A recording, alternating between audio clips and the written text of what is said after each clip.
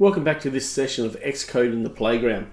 In this session, we're going to have a look at repetition, and in particular, we're going to look at the fixed repetition, or what's commonly known as the for-do loop. We're going to be focused on the fixed repetition structure, ranges versus closed range, and we're also going to have a look at traversing index lists. So let's get underway by opening up a new Xcode playground and putting our name in as a developer comment. Now the first thing I want to do when I come in, I'm just going to put my name in as a developer comment.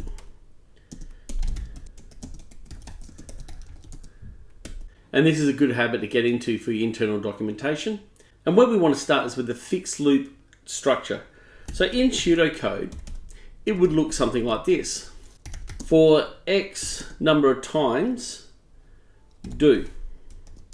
And we would do whatever we need to do. So it might be task 1, task 2,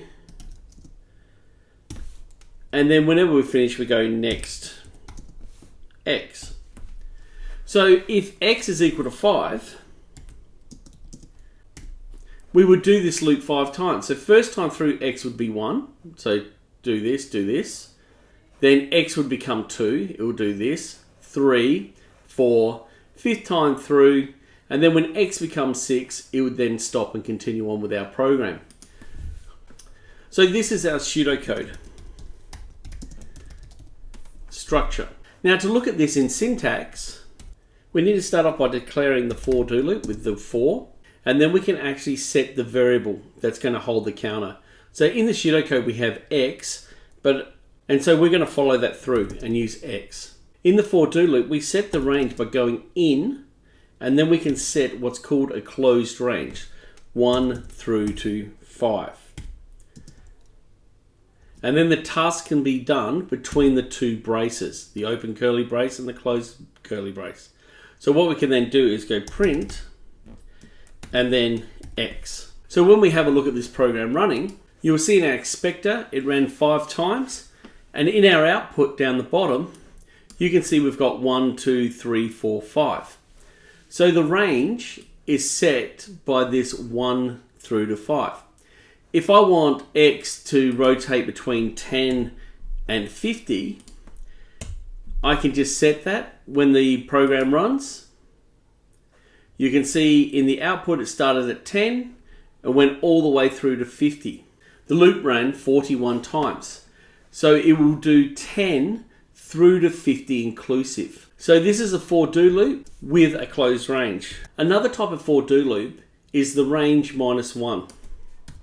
Now this is used a lot with indexed arrays or lists, where we use for X in, and let's go back to 1, and we'll reduce the size of the range back to 5.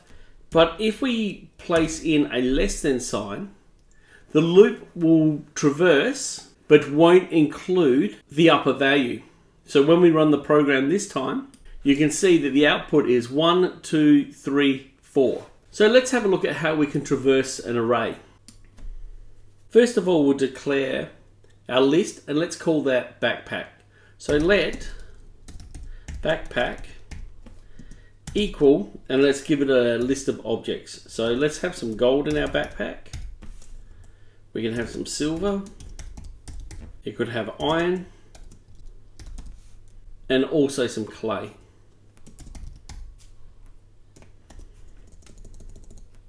We'll just tidy that up. Now, if we want to display the contents of our backpack, we could actually say for and have a variable. So I'm going to call this variable item. I'm going to use the in statement, much the same way we did before, but this time we're going to in the backpack. Now, the reason why we can do this is because each element in the backpack has an index, and therefore the loop can go through each element of that backpack. So then we need to open up a brace and close the brace, and then we need to print something. So let's print the item, and let's have a look at this running now. So you can see in our output this time we've got gold, silver, iron and clay. Now if I want them to come out in reverse order, I need to use a method called reverse. When the program runs this time, you will see that it comes out clay, iron, silver and gold in reverse order in our output. So we can either traverse forwards through the list, one item at a time, or we can traverse in a reverse order through the list from clay through to gold. Now another way we can work with a for-do loop is to use what is called stride. So we can actually set for index, or the variable that you would like to use, in, and then put stride. Now the stride allows us to have, where we can start with the from 1, comma, 2, colon, 10, and then we can have a by, and then we can actually set the amount that we want to step up by. So in this case here, it can be a 2. So then if we print out the index,